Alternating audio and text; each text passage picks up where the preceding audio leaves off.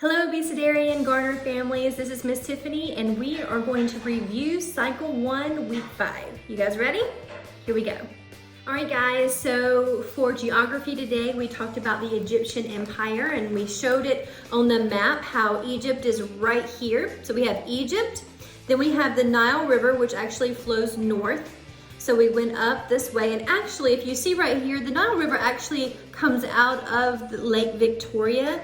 And for some reason our maps don't do that, but we kind of discovered that today. But it does go out of Lake Victoria and it travels up into the Mediterranean Sea. And then we have Upper Egypt and Lower Egypt, which is actually backwards. So you have upper down here and lower up there. And then of course the Nile River Delta, which are just those little finger-like things there. We actually did that a couple of times with, fingers, pointing fingers up, but we also did hand motions. So for the Egyptian Empire, we had Egypt, which is kind of an E, but it's shaped like a kind of shaped like Egypt. So Egypt, Nile River, because it flows upward. So we took our fingers and flowed up through Egypt, Nile River, Upper Egypt, Lower Egypt, Nile River Delta. Egypt, Nile River, Upper Egypt, Lower Egypt, Nile River Delta as your little fingers like that. So remember, Upper Egypt is down here and Lower Egypt is up here. So that is the Egyptian Empire for our geography this week. So for our timeline this week, in week 5, we did something a little bit different. We sang it several times. I introduced it, we sang it. My geographer hid them, and while she hid these, we sang it all together. And then while they found it, we sang it all together. The other kiddos went and found the cards. We sang it all together. And then they got in line, and then we put them in order according to the cards, of course. We sang that as we did that, and then they hung them up on our timeline wall, and of course we sang the song as we did that as well. So they got their feel of the timeline song this week, so hopefully they come home absolutely knowing this part of the song. So for our history this week, our history sentence, it was really long, but we tackled it and the kids did very well actually. So we sang the song. Before we sang the song, I taught them the motions. So here are the hand motions to the song. The Roman Republic, so 2 R's, Roman Republic became the Roman Empire, so just kind of like a tower. When Augustus was crowned emperor in 27 BC, this was followed, follow me, this was followed by the Pax Romana in AD 286.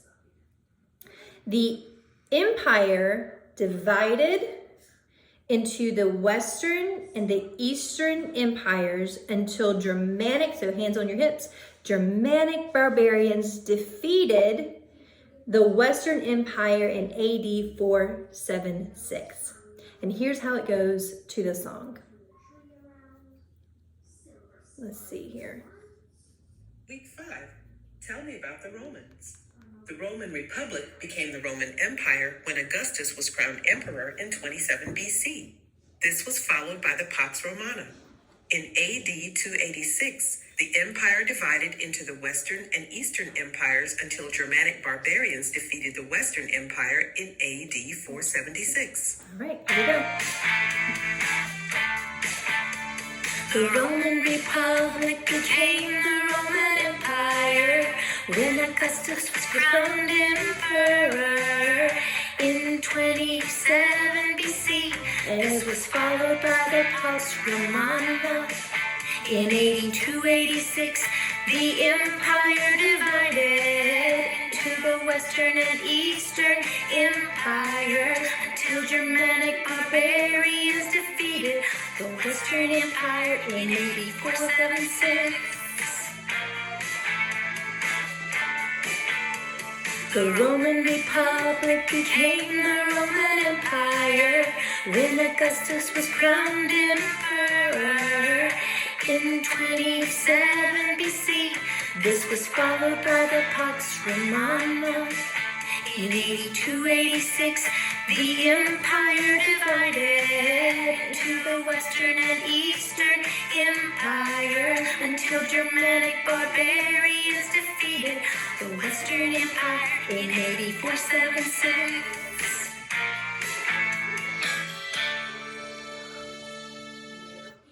And that is our history sentence and actions.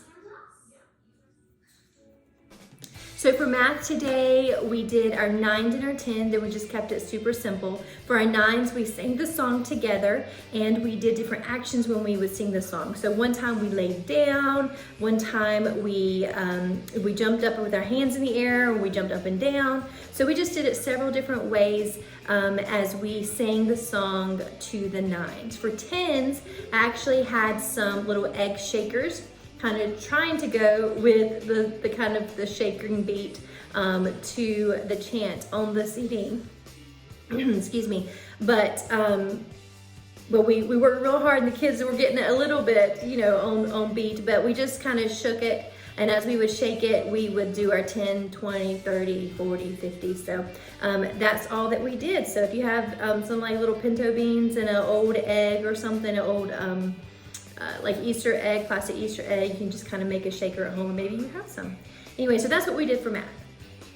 For Latin, we did our second declension, singular, plural, second declension, noun endings. And of course, as it is on the CD, it was just dashing through the snow. So we did dashing through the snow, and I'm gonna, hopefully you can see this, and I actually have notes on here to help me know exactly how to pronounce it.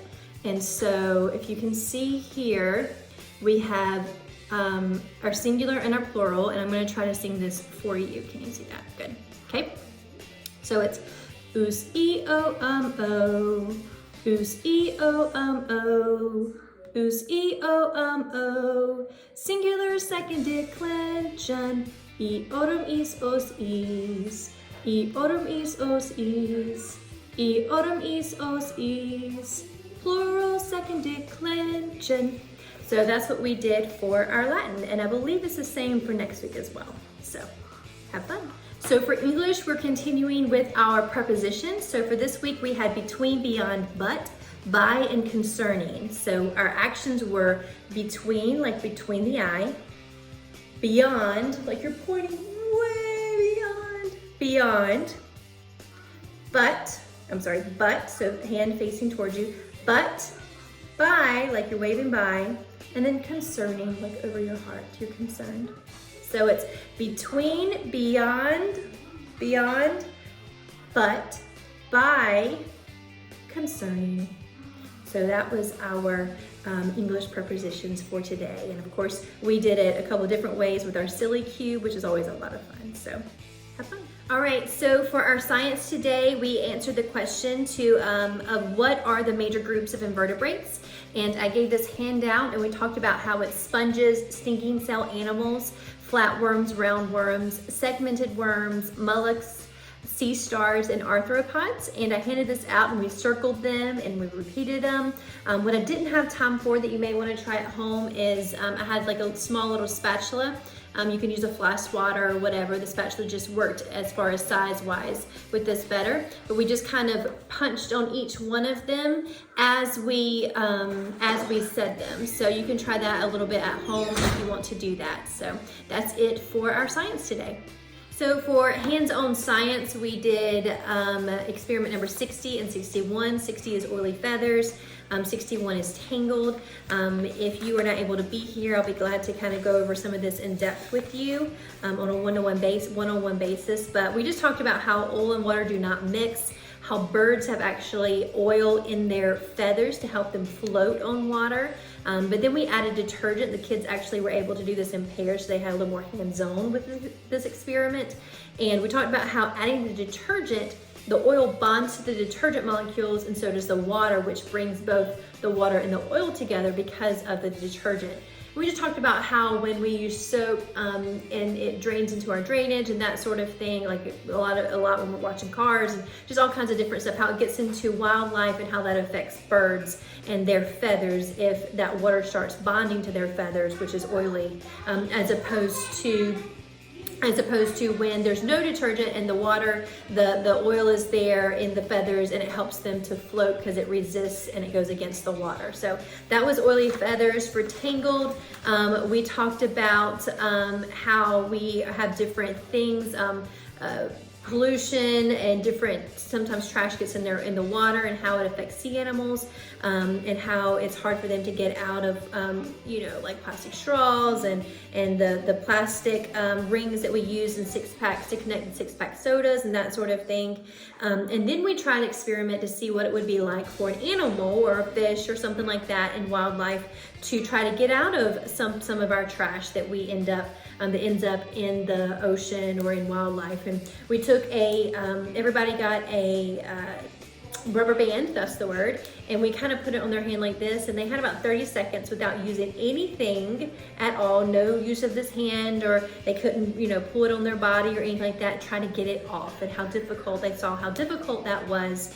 And so in turn, they see how difficult it is for animals who don't have hands, another hand like we do, to kind of free themselves of trash and how that can hurt them. So last week we talked about pollution and kind of what that was. This week we kind of talked about how that affects the different types of pollution, affects our wildlife around us. So that's it for hands-on science. So for our hands-on art, we talked about perspective, and we talked about how perspective is a way of creating the illusion of depth on a flat surface. We started off by looking at a couple of the different shapes, and then I asked them what they were, and then I added some depth to it, some perspective to it, and we just talked about how it looks like we could put our fist into this cube, but really it's a flat surface. Because it has perspective, it looks like a cube. So that's kind of what we started with. And then of course we attempted to draw a pagoda, a Japanese pagoda, and the kids did a fantastic job. This is kind of an example of what the Japanese pagoda would look like. And these are the directions that I use. If you'd like these at home, I can definitely send you the link to that. But we started off talking about the horizon line up here, the vanishing point, and then just started drawing, did each step by step, just kind of creating that perspective and that depth. In the end, they ended up drawing some stuff. This is kind of what mine looked like when I practiced. And then this one is what I did today. But we talked also about how the smaller bird looks like it's farther away, with the bigger bird it looks like it's closer. Same thing for the little men, and just that perspective of the depth of it, and using that horizon line to create that perspective and that depth to that illusion of depth. So that's it for hands-on art. All right, guys, I think that's it for this week, Cycle 1, Week 5, Abecedarian. And I want to let you guys know that, just a real quick note for your timeline song, the portion for this week starts at 2 minutes and 22 seconds. I also sent one of these home for you with your kiddos, and it's just your history sentence coloring sheet so they can have fun with that at home. So give me a call if you have any questions. You guys have a blessed week, and we'll see y'all next week.